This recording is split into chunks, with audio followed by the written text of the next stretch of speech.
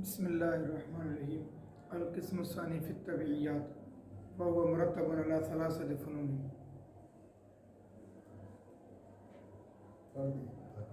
الفن الاول فيما يهم الأجسام وهو مشتمل على 10 فصول. فصل بسم اللہ الرحمن الرحیم. کتاب جو ہے ہدایت الحکمت، یہ 3 اقسام پر مشتمل ہے. قسم اول منطق میں، قسم ثانی طبعیات میں، قسم ثالث الہیات میں. قسم اول منطق میں، قسم ثانی طبعیات میں، قسم ثالث الہیات میں. قسم اول جو منطق میں ہے وہ متروک ہو چکی ہے، اس لیے یہ گفتگو ہماری جو ہے شروع ہو رہی قسم ثانی سے آگے قسم ثالث. قسم اول متروک کیوں ہوئی؟ اس کے کئی اسباب ہو سکتے ہیں. ایک سبب یہ بھی سمجھ میں آتا ہے، توجہ کریے گا، چونکہ منطق کے بارے میں بہت کچھ لکھا گیا، لکھا جا رہا ہے، لکھا جاتا رہا ہے، تو جو قسم اول ہے اس کو دیکھیں اور منطق کے بارے میں جو کچھ لکھا گیا ہے اس کو دیکھیں، تو منطق کی مستقل ابحاث کتب نے قسم اول سے مستغنی کر دیا. چونکہ قسم اول سے مستغنی کر دیا، منطق کی کتب مستقلہ نے، مستقل مقصود کتب نے اس قسم اول سے مستغنی کر دیا، اس لیے قسم اول متروک ہو چکی. حاجت نہ رہی نا. برخلاف کس کے؟ قسم ثانی اور قسم ثالث کے. قسم ثانی اور قسم ثالث اس فن میں متن کی حیثیت رکھتے ہیں. یعنی قسم ثانی اور قسم ثالث کی جتنی ضرورت ہے، جتنی اہمیت ہے، ان کی طرف جو محتاجی ہے وہ قسم اول کی طرف نہیں ہے. تو مستقل کتابیں تھیں منطق کے اندر، ان کی وجہ سے قسم اول سے استغنا ہو گیا، اس لیے قسم اول کو ہٹا دیا گیا. وقت گزرا اور وقت گزرنے کے ساتھ ساتھ قسم اول جو ہے وہ گوشہ طاق نسیان میں چلی گئی، اور اب شارحین، محشین سب کے سب جو ہے قسم ثانی سے گفتگو کا آغاز کر دیا. ٹھیک ہے، یعنی ایک آپ کو بتا دیا کہ قسم اول منطق میں. دوسری بات بتائی کہ متروک ہو چکی ہے. متروک ہونے کی وجہ کیا ہو سکتی ہے؟ حتمی وجہ یہ نہیں ہے، کوئی اور وجہ بھی ہو سکتی ہے، لیکن جو قرین قیاس ہے وہ یہ ہے کہ قسم اول کے مقابل منطق کی مستقل کتابیں موجود ہیں، ان مستقل کتابوں نے قسم اول سے مستغنی کیا، تو اس لیے قسم اول کو ہٹا کر قسم ثانی اور قسم ثالث اس پر توجہ تام کی گئی، اور شارحین، محشین انہوں نے بھی اسی پر گفتگو کی. بات ہے ذہن میں. دوبارہ اس کتاب کی 3 قسمیں، قسم اول، قسم ثانی، قسم ثالث. قسم اول منطق میں توجہ رکھیں. آپ سوال کر سکتے ہیں کہ قسم اول منطق میں منطق مصنف کے نزدیک علوم حکمیہ سے ہے یا نہیں ہے؟ اگر نہیں ہے، توجہ رکھنا، اگر نہیں ہے تو اس کو ہدایت الحکمت کا جز بنانے کا کیا وجہ؟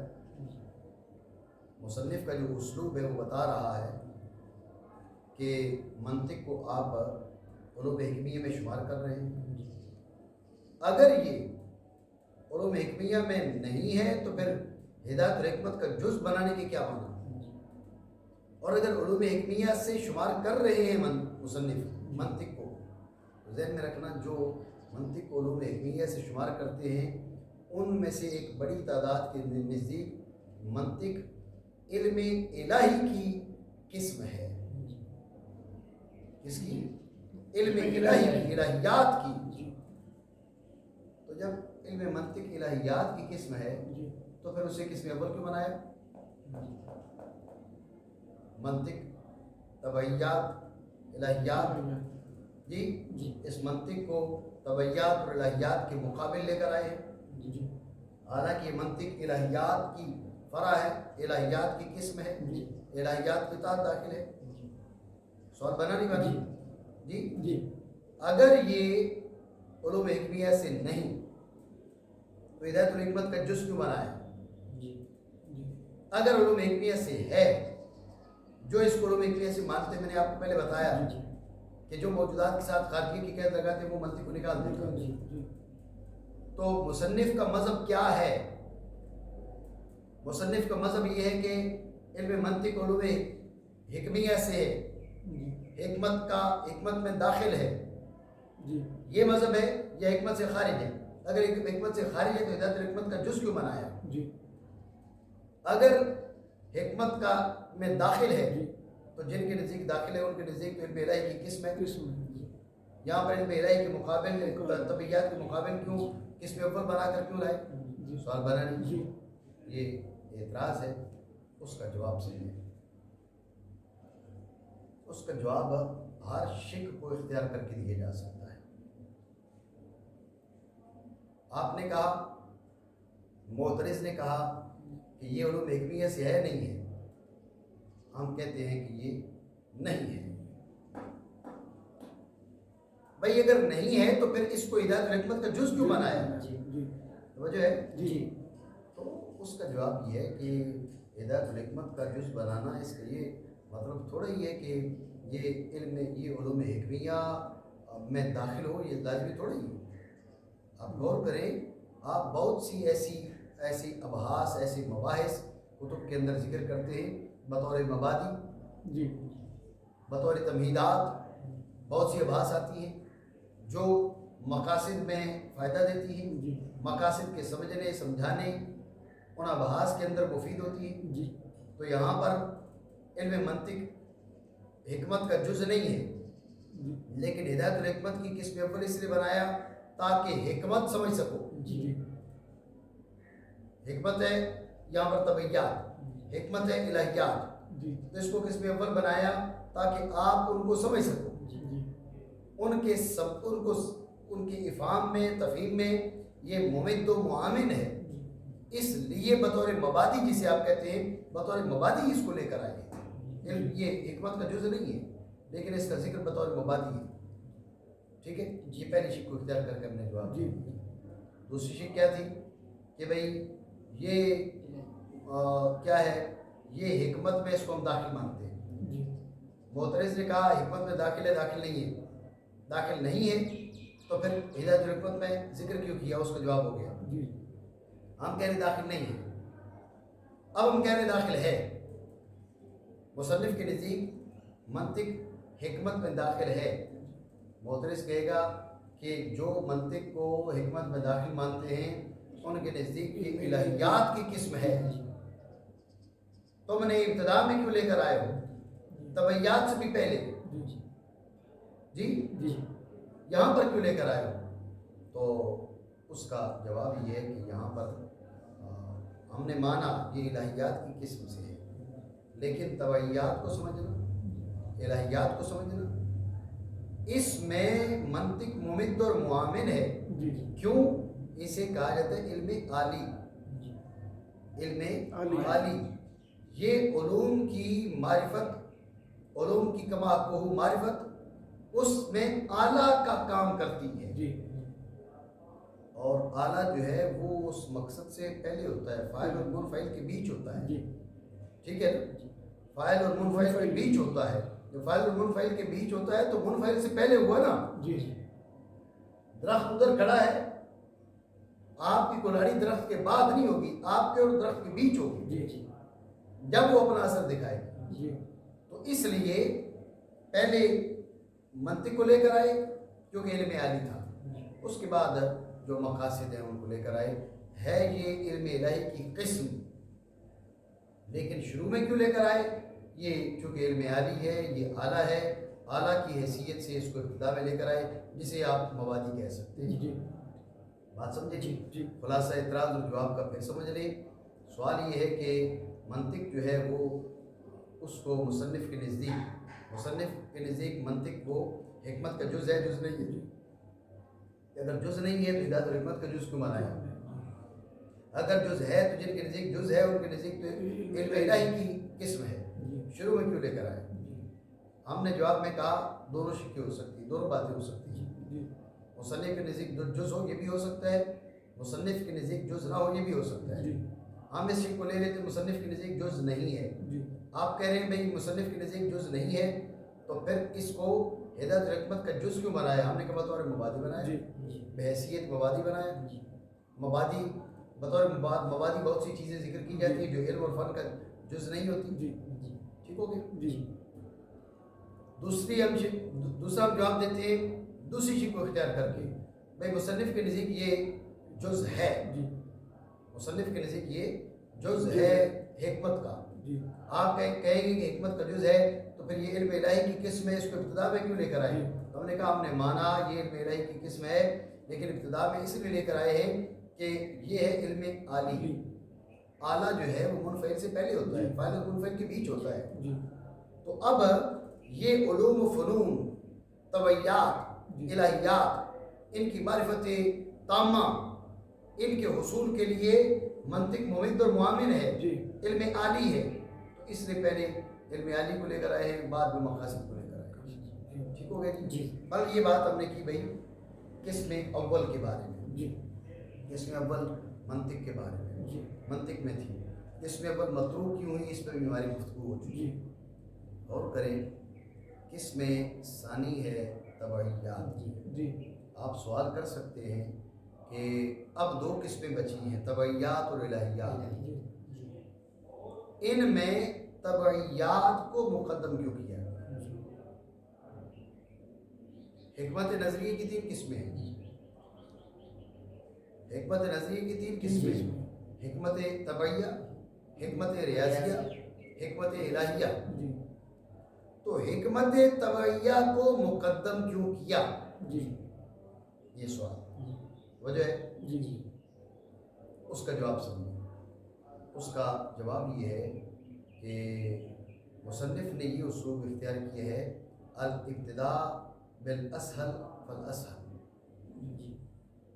ٹھیک ہے، جو زیادہ آسان ہے اس کو پہلے لے کر آئے، اس کے بعد دوسرے کا مرحلہ ہے. حکمت طبعیہ جو ہے وہ حکمت الہیہ کی نسبت سہل ہے، اس کو سمجھنا. ذہن میں رکھنا یہ الابتداء بالاشرف فالاشرف نہیں ہے. اگر الابتداء بالاشرف فالاشرف ہوتا تو حکمت الہیہ پہلے ہوتی. یہ ہے الابتداء بالاسہل فالاسہل، سب سے زیادہ آسان پہلے، پھر اس کے بعد جو جس کے اندر آسانی ہے اس کو مرتبہ. تو غور کیجئے گا حکمت طبعیہ حکمت الہیہ کی نسبت زیادہ آسان ہے. کیوں؟ حکمت طبعیہ کا موضوع ہے جس میں طبعی، جس پہ ابھی ہم مزید بات کریں گے. حکمت طبعیہ کا موضوع ہے جس میں طبی، جو ہمارے نزدیک محسوسات سے، ٹھیک ہے نا. آپ جس میں طبی ہو، یہ دیواریں جس میں طبی ہیں جی، یہ اجسام طبی ہے، یہ محسوسات کی ہمارے نزدیک ہمیں صرف معقول نہیں ہے، محسوس ہے. تو جو حکمت طبعیہ کا موضوع ہے وہ ہماری دسترس میں ہے، ہمارے سامنے ہے، ہم اس کو دیکھ رہے ہیں، اس کے اندر تغیر وغیرہ وغیرہ ساری باتیں ہمارے سامنے ہیں. برخلاف حکمت الہیہ کا موضوع، ٹھیک ہے، الہ جل مجدہ مجردات جیسے فلاسفہ کہتے ہیں، وہ جو موضوع ہے وہ ہمارے لیے محسوس نہیں ہے، ہمارے لیے انتہائی درجہ خفا میں ہے حکمت الہیہ کا موضوع. تو پھر حکمت طبعیہ کا موضوع اور اس کے بحث ہمارے لیے آسان ہے.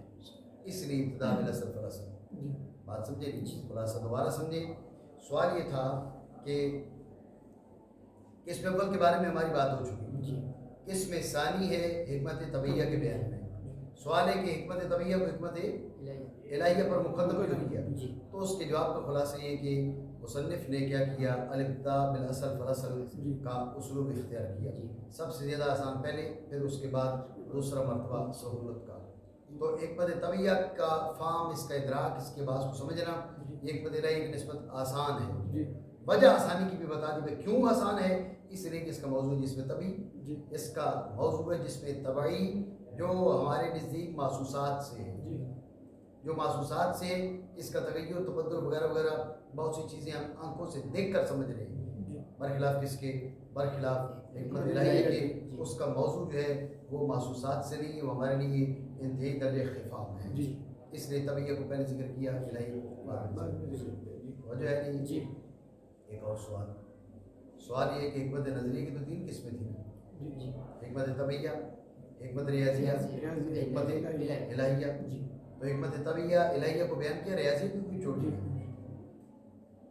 حکمت طبیعہ اور حکمت الہیہ کو بیان کیا، حکمت ریاضیہ بھی حکمت نظریہ کی قسم ہے، اسے کیوں نہیں بیان کیا؟ جی سوال سمجھے؟ جی اس کا جواب یہ ہے کہ اصل میں حکمت ریاضیہ کے اندر مستقل کتابیں تالیف کی گئی، جیسے منطق میں مستقل کتابیں تصنیف کی گئی، جی اسی طرح حکمت ریاضیہ کے اندر مستقل کتابیں تالیف شدہ ہیں۔ جی تو چونکہ اس کے اندر مستقل تصانیف موجود ہیں، اس لیے مصنف نے اس کو ذکر کرنے کی حاجت محسوس کی۔ ٹھیک ہے؟ جی کہنے کو آپ کہہ سکتے ہیں کہ بھئی پھر تو منطق میں بھی مستقل تصانیف موجود ہیں، اس کو کیوں لے کر آئے؟ جی حکمت ریاضیہ چھوڑ دی، بھئی اس کے اندر مستقل کتابیں، جی تو اس سے زیادہ کتابیں تو منطق میں ہیں، جی ریاضیہ چھوڑی تو منطق کو کیوں لے کر آئے؟ وجہ ہے جی یہ کہا جا سکتا ہے، لیکن ہم اس کے یہ جواب دیں گے کہ اصل میں یہ بات آپ کی درست ہے، ریاضیہ میں مستقل کتابیں، منطق میں مستقل کتابیں، ہونا یہ چاہیے تھا نہ ریاضیہ کو ذکر کرتے نہ منطق کو ذکر کرتے، لیکن منطق علم عالی، جی وہ ان کو سکھانے کا آلہ ہے، جی ان تک رسائی کا آلہ ہے، تو چونکہ وہ علم عالی تھا اس لیے اس کو ذکر کر دیا۔ جی ریاضیہ میں مستقل کتابیں، وہ علم عالی بھی نہیں ہے، اس لیے اس کو چھوڑ دیا۔ جی بات آپ سمجھے نہیں سمجھے؟ ٹھیک ہو گیا؟ کس میں ثانی قسم ثانی طبعیات میں طبیعیات میں۔ توجہ ہے آپ جی کی؟ جی طبعیات کی نسبت ہے طبیعاتن کی جانب، جی طبیعاتن، ٹھیک ہے؟ جی تو طبیعاتن یہ منصوب الیہ ہے، اور طبعی، ٹھیک ہے نا؟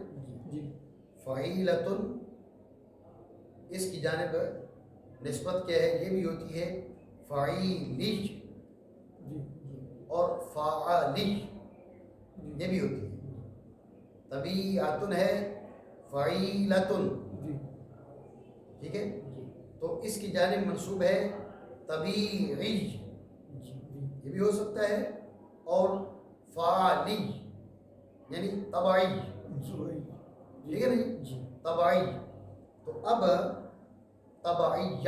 طبعیات با مفتوحہ ہے، جی اس لیے بھی آپ اندازہ کر لیں، طبعیات نہیں، طبعیات، با ساکن نہیں، با مفتوحہ ہے، طبعیات، جی ٹھیک ہے نا؟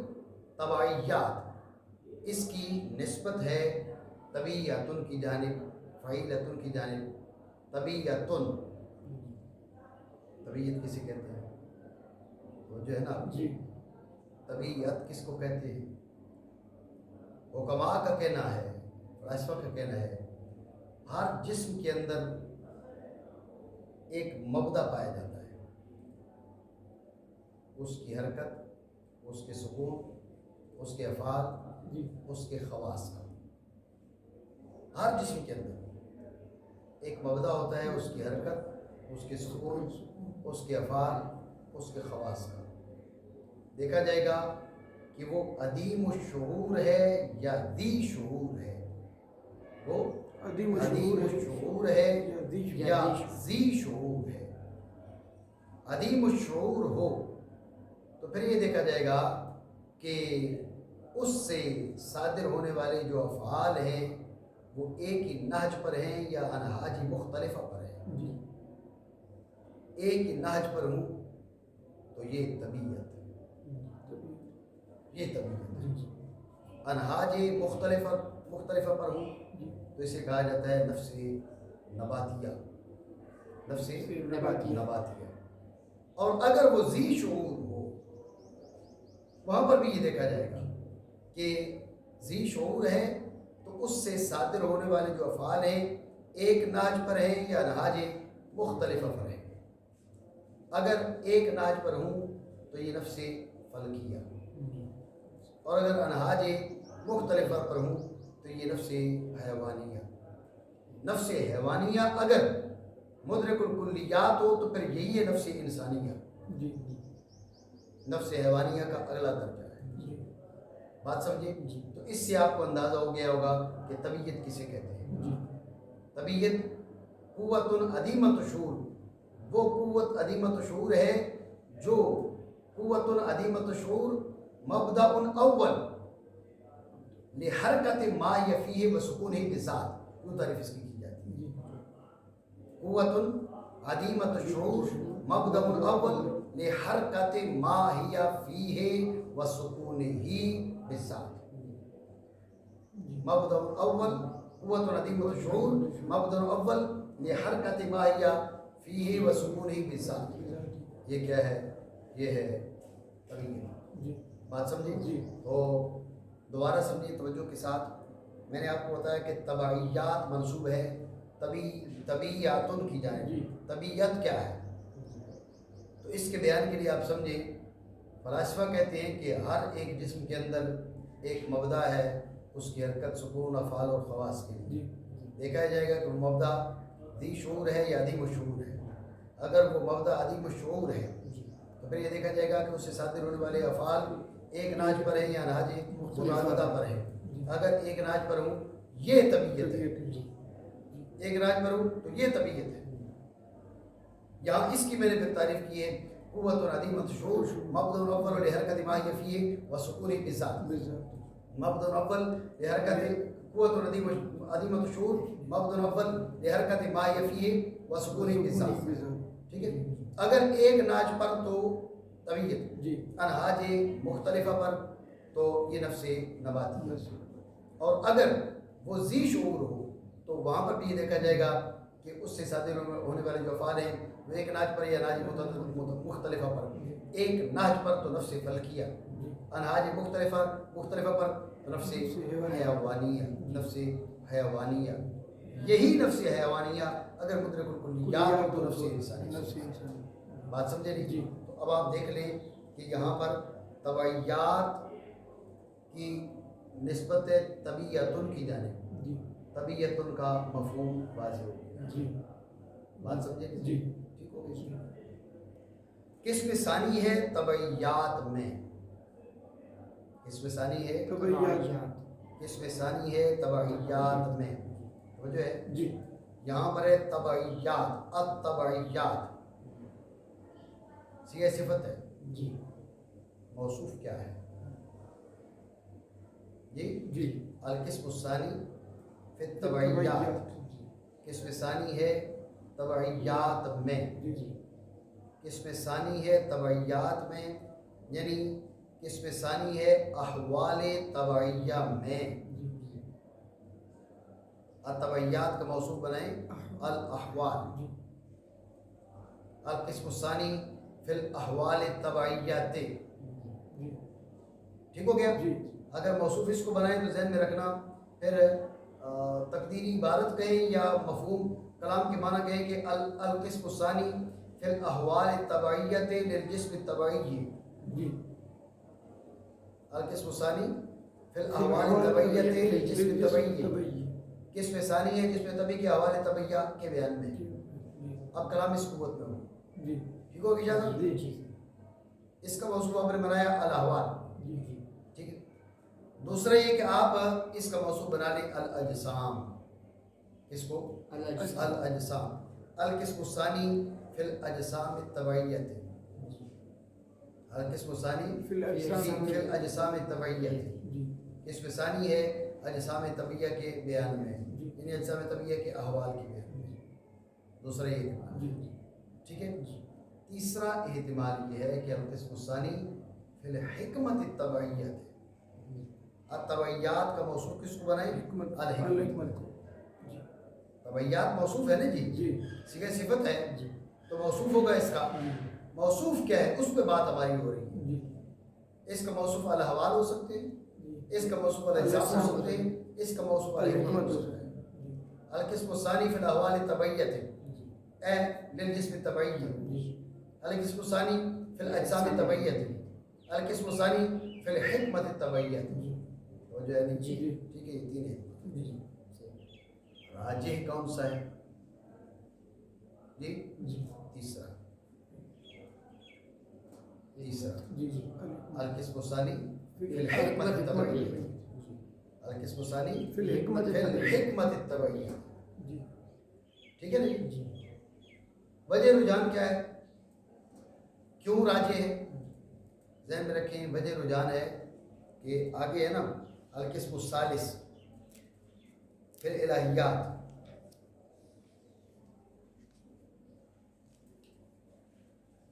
میرے پاس صفحہ نمبر 76 ہے.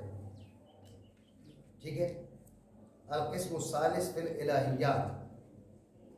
توجہ رکھیں، یہ القسم الثانی فی الطبعیات، القسم الثالث فی الالہیات.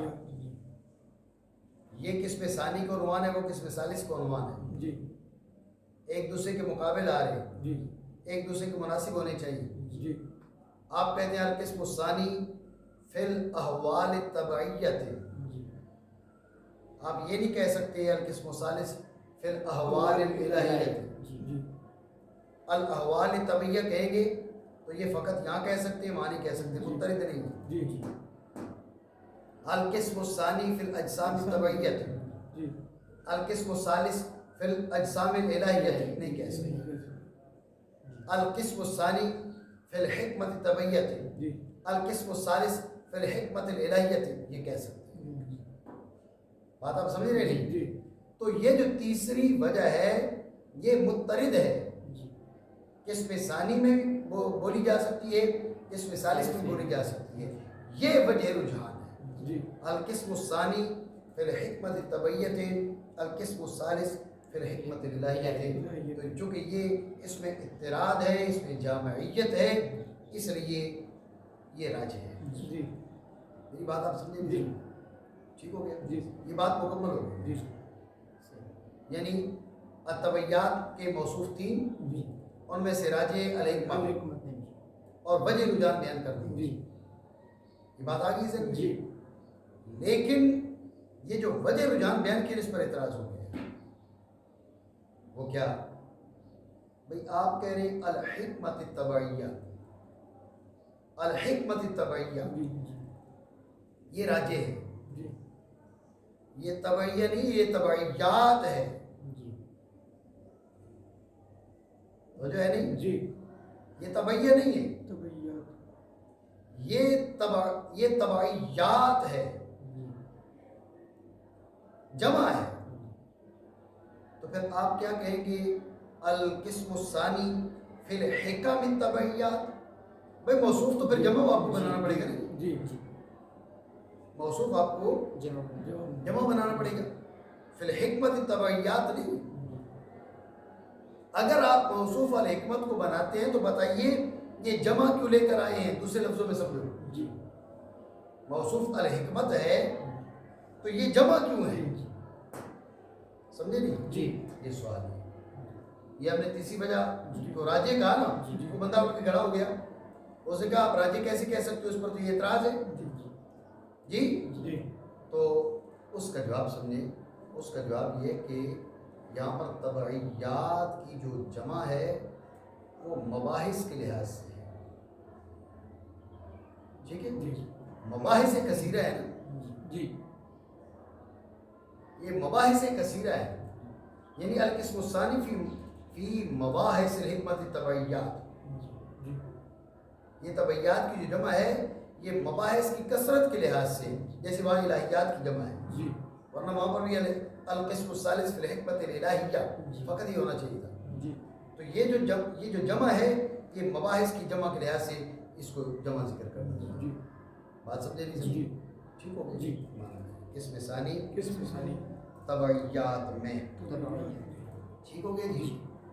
تو حکمت طبعیہ کی تعریف ہم پہلے بیان کر چکے. جی حکمت نظریہ، حکمت عملیہ، پھر حکمت نظریہ کی قسم اول حکمت طبیعیہ، پھر ریاضیہ، پھر الہیہ.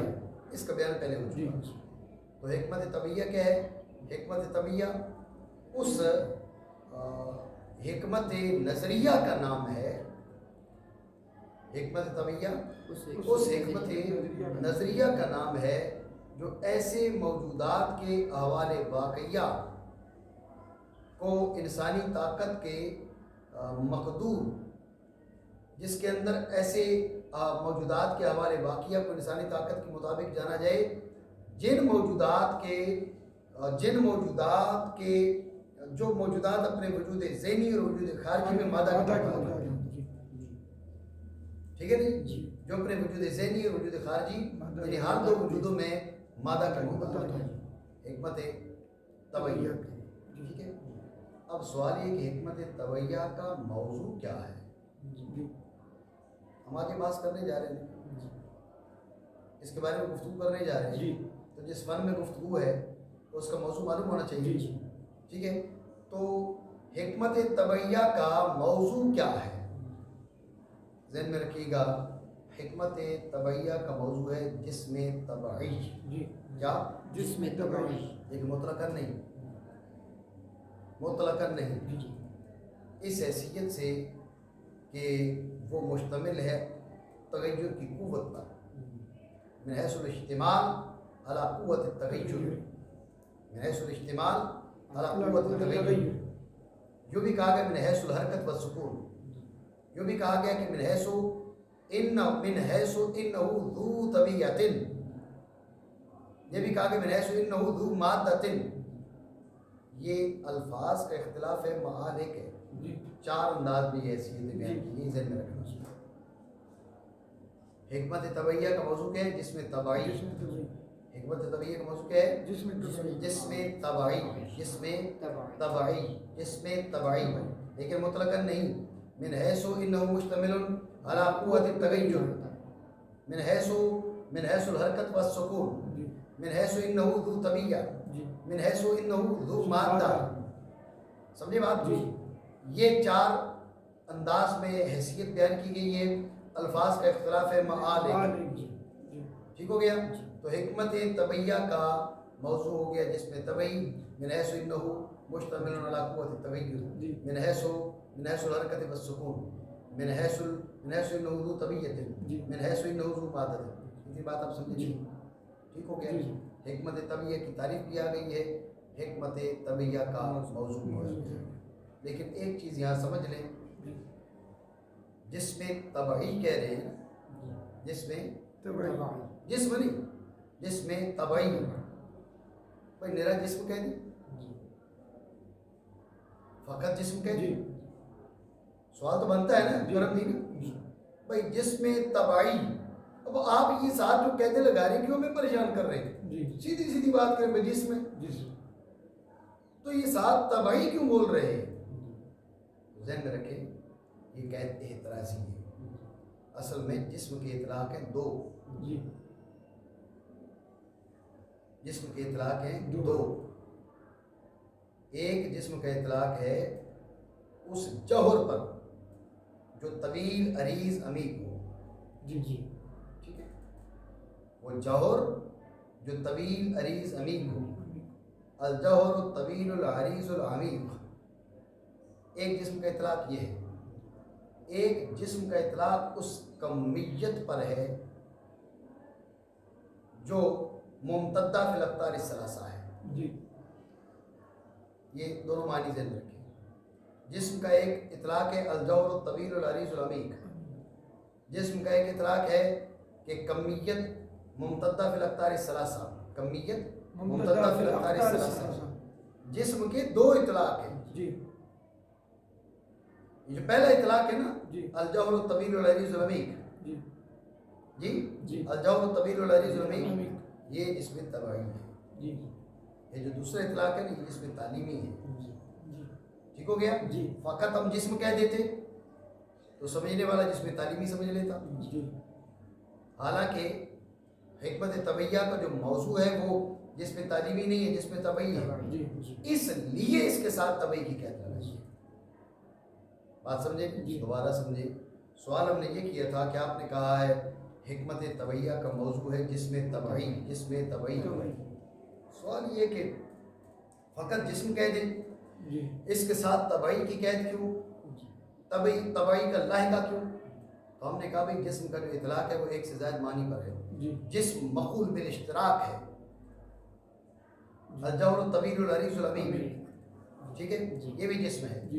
الکمیت الممتدہ فی الاقطار الثلاثہ، الکمیت الممتدہ فی الاقطار الثلاثہ، یہ بھی جسم ہے، دونوں جسم ہیں، جسم مقول بالاشتراک ہے۔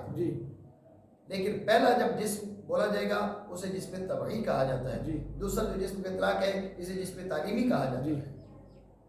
تو جسم کے ساتھ طبعی کی جو قید ہے یہ جسم تعلیمی کو نکالنے کے لیے ہے، تاکہ آپ جان جائیں، آپ کو معلوم ہو جائے کہ حکمت طبعیہ کا جو موضوع ہے وہ جسم تعلیمی نہیں ہے، جسم طبعی ہے۔ مطلب جسم کہہ دیتے تو یہ بات حاصل نہ ہوتی۔ بات سمجھے نہیں سمجھے؟ ٹھیک ہو گیا۔ یہاں پر طبعیات کا جو موضوع ہے جس میں طبعی اور جس میں طبعی کے ساتھ طبعی کی قید کیوں لگائی جاتی ہے اس کا بیان بھی ہو گیا۔ اور دیکھو ضمنی طور پر جس میں طبعی کی تعریف بھی آ گئی ہے، الجوہر الطویل العریض العمیم، جسے دوسرے لفظوں میں یوں بھی کہا جاتا ہے وہ جوہر کہ جس کے اندر ایسے ابعاد ثلاثہ کا فرض کرنا ممکن ہو جو باہم زوایا قائمہ پر متقاطع ہوں۔ ٹھیک ہے، جب آپ یہ کہتے ہیں نا الجوہر الطویل العریض العمیم، اسی کو دوسرے انداز میں یوں بھی تعریف کی جاتی ہے کہ وہ جوہر جس کے اندر ایسے ابعاد ثلاثہ کا فرض کرنا ممکن ہو، وہ جوہر جس کے اندر ایسے ابعاد ثلاثہ کا فرض کرنا ممکن ہو جو باہم زوایا قوائم پر متقاطع ہوں، ہر ایک دوسرے کو زاویہ قائمہ پر کاٹے۔ سمجھے بات کو؟ پہلا جو بود ہوگا اسے طول کہا جاتا ہے، دوسرا جو ہوگا اس کو عرض کہا جاتا ہے، تیسرا جو ہوتا ہے اس کو عمق کہا جاتا ہے۔ اصطلاح یہ ہے۔ عرف میں ہم طول کہتے ہیں لمبائی، آپ جوہر اول چوڑائی والی سمت مان لیے تو وہی طول ہے اصطلاح میں، ذہن میں رکھنا۔ عرف میں طول کے معنی لمبائی، عرض کے معنی چوڑائی، عمق کے معنی موٹائی، ٹھیک ہے نا جی؟ یہ عرف ہے۔ اصطلاح میں جس بود کو آپ نے پہلے فرض کیا وہ طول ہے، عرف میں اس کو آپ چوڑائی بول رہے ہو، اس میں اس کو آپ موٹائی بول رہے ہو، وہ آپ کی مرضی ہے، ٹھیک ہے؟ عرف میں آپ اس کو جو بھی نام دیں، لیکن اصطلاح میں جو بود اول آپ نے فرض کیا وہ طول ہے، بود ثانی عرض ہے، بود ثالث عمق ہے۔ ان کا باہم زوایا قوائمہ پر جو ہے وہ تقاطع یہ ضروری ہے۔ بات سمجھے نہیں سمجھے؟ تو میں نے آپ کو بتایا کہ جس میں طبعی کی تعریف آ گئی الجوہر الطویل العریض العمیم، اسی کو دوسرے انداز میں یوں بیان کیا جاتا ہے وہ جوہر جس کے اندر ابعاد ثلاثہ کا فرض کرنا ممکن ہو، ابعاد ثلاثہ کا فرض کرنا بعید طور ممکن ہو کہ وہ باہم ایک دوسرے کو زوایا قوائم پر متقاطع ہوں، باہم ایک دوسرے کو زوایا قوائم پر متقاطع ہوں۔ بات آئی ذہن میں؟ یہ جس میں طبعی کی تعریف کیا گیا، ٹھیک ہو گیا؟ چلے یہ بھی کہہ لیں بھائی جس میں طبعی کو جس میں طبعی کہا کیوں جاتا ہے؟ اس لیے کہ وہ محل ہوتا ہے طبیعت کا، ٹھیک ہے نا جی؟ سوال کیا بولا ہم نے؟ جس میں طبعی کو جس میں طبعی کیوں کہا جاتا ہے؟ تو اس کا جواب ہم نے دے دیا کہ چونکہ وہ محل ہے طبیعت کا، وہ محل طبیعت ہے، اس کے اندر وہ قوت عدیمت شعور پائی جاتی ہے جو مبدا اول ہے لحرکت مافی و سکون بذات، چونکہ وہ اس کا محل ہے اس مناسبت سے جس میں طبعی کہا جاتا ہے۔ بات آ گئی ذہن میں؟ اس میں ثانی ہے طبعیات کے بیان میں، توجہ رکھیں۔ حکمت طبعیہ وہ حکمت نظریہ ہے۔ جب ہم نے حکمت نظریہ کہا نا تو حکمت عملیہ خود نکل گئی۔ حکمت طبعیہ وہ حکمت نظریہ ہے جس کے اندر ایسے موجودات کے احوال نفس الامریہ، احوال باقیہ کہیں یا احوال نفس الامریہ کہیں، معالے کہیں، ٹھیک ہے نا؟ ایسے موجودات کے احوال نفس الامریہ کو انسانی طاقت کے اعتبار سے جانا جائے، جو اپنے وجود خارجی اور وجود ذہنی دونوں میں مادہ کے محتاج ہوں. تو جو ہے یہ ہو گئے اجسام، یہ ہوتے ہیں اجسام طبعیہ. وہ موجودات جو ہے نا اس کو جسم طبعی کہا جاتا ہے. سمجھ رہے ہو نا آپ بات؟ حکمت طبعیہ ایسے موجودات کے حوالے واقعہ، جن موجودات جو موجودات اپنے وجود خارجی اور وجود ذہنی دونوں میں مادہ کے محتاج ہوں، ذہن میں رکھنا یہی جسم طبعی ہے. سمجھو نہیں؟ یہ جسم طبعی ہے. ٹھیک ہے. پھر اجسام کی دو قسمیں ہیں، اجسام فلکیہ، اجسام عنصریہ. حکمت طبعیہ میں جن امور سے بحث کی جائے گی، جن احوال سے بحث کی جائے گی، وہ احوال مختص سے اجسام فلکیہ کے ساتھ، مختص سے اجسام عنصریہ کے ساتھ، یا دونوں میں شریک ہے. تین قسمیں بنی نہ بنی؟ وہ مختص سے اجسام فلکیہ کے ساتھ، مختص سے اجسام عنصریہ کے ساتھ، دونوں میں شریک ہے. مختص سے اجسام فلکیہ کے ساتھ فلکیات، مختص سے اجسام عنصریہ کے ساتھ عنصریات، دونوں میں شریک ہیں.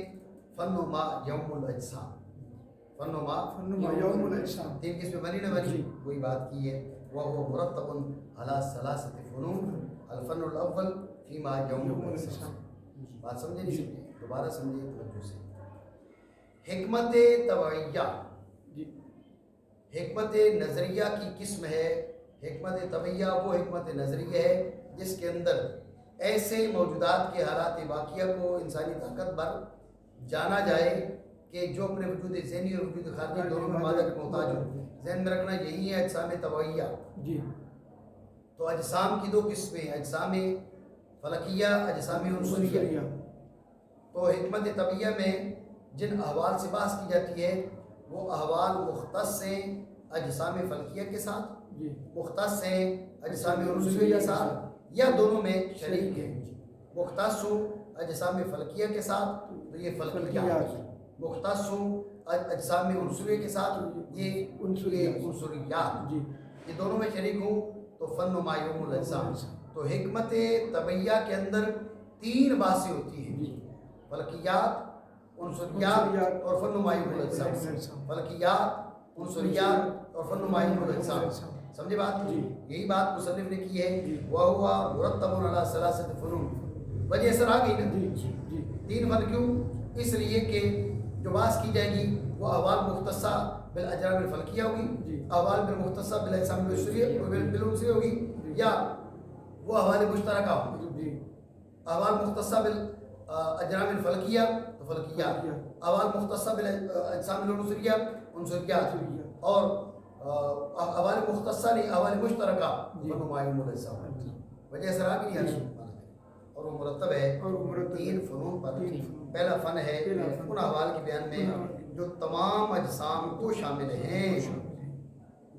ٹھیک ہو گیا؟ ایک سوال کر کے بات ختم کرتے ہیں. سوال یہ ہے کہ انہوں نے فن و ما یوم الاجسام کو پہلے کیوں بیان کیا؟ فلکیات بھی پہلے لائے جا سکتے تھے، عنصریات بھی لائے جا سکتے تھے. آپ عنصریات کو لے آتے جیسے آپ طبعیات کو پہلے لے آئے ہیں، آپ عنصریات کو لے آتے. فلکیات کو کہتے ہیں دور ہیں اس لیے ہمیں ان کا زیادہ جانچ پڑتال نہیں ہوتی. اجسام عنصریہ تو ہمارے پاس ہے، ہم خود جسم عنصری ہیں. ٹھیک ہے نا جی؟ تو عنصریات کو پہلے لے کے آتے. یہ فن و ما یوم الاجسام کو پہلے کیوں لے کر آئے؟ یہ سوال وجہ ہے. تو توجہ رکھیں، اس کا جواب یہ ہے فن و ما یوم الاجسام میں ان احوال کا بیان ہے جن میں جو عام ہیں اجرام فلکیہ میں، اجسام عنصریہ میں، اجرام فلکیہ میں، اجسام عنصریہ میں.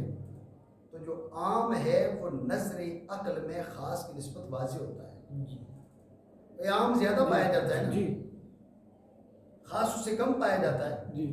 جب عام زیادہ پایا جاتا ہے تو نظر عقل میں واضح وہ خاص کی نسبت. تو چونکہ یہ نسبتاً واضح تھا اس لیے اس کو پہلے بیان کرا. بات ہے جی۔ سوال یہ تھا کہ فن مایہ امور اجسام کو پہلے کیوں بیان کیا؟ تو اس کا جواب یہ ہے کہ فن مایہ امور اجسام میں ان احوال کو بیان کیا جا رہا ہے جو اجرام فلکیہ میں بھی پائے جا رہے ہیں، اجسام عنصریہ میں بھی پائے جا رہے ہیں۔ جو عام ہے وہ نظر عقل میں خاص کی نسبت واضح ہوتا ہے، تو چونکہ یہ واضح تھا اس لیے اس کو پہلے بیان کیا۔ بات آگئی ذہن میں؟ یہ بات ذہن میں رکھیں، جسم اور جرم ایک ہی ہے، وزن میں بھی اور معنی میں بھی۔ جسم اور جرم ایک ہی ہے، وزن میں بھی اور معنی میں بھی، ٹھیک ہے؟ لیکن عمومی طور پر جو اجسام فلکیہ ہیں ان کے لیے اجرام کا لفظ استعمال کیا جاتا ہے، ان کو آپ اجسام فلکیہ کہہ سکتے ہیں، عام طور پہ اجرام فلکیہ کہا جاتا ہے۔ جو اجسام عنصریہ ہیں انہیں اجرام عنصریہ کہا جا سکتا ہے مسلمانوں کے لحاظ سے، لیکن عرفی طور پر عام طور پہ انہیں اجسام عنصریہ کہا جاتا ہے۔ تو جسم اور جرم میں چیز ایک ہی ہے، وزن میں بھی اور معنی میں بھی۔ ٹھیک ہو گیا؟ پہلا فن ہے امور کے بیان میں جو شامل ہے تمام اجسام کو۔ تمام اجسام سے مراد کیا ہو گیا؟ اجسام عنصریہ ہو گیا، اجرام فلکیہ، ٹھیک ہے؟ اور وہ مشتمل ہے 10 فصلوں۔ آگے